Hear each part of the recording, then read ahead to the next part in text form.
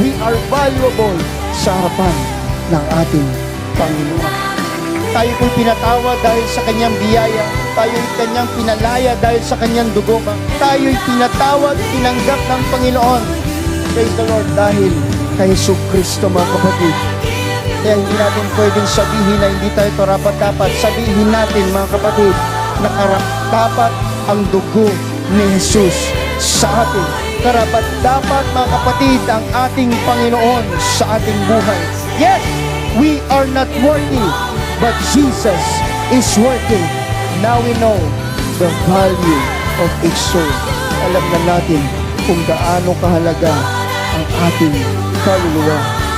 Hindi kayang bayaran ng pera, hindi kayang bayaran ng kapangyarihan, kundi binayaran tayo ng buhay. Buhay ni Jesucristo na walang kasalanan, walang bahid,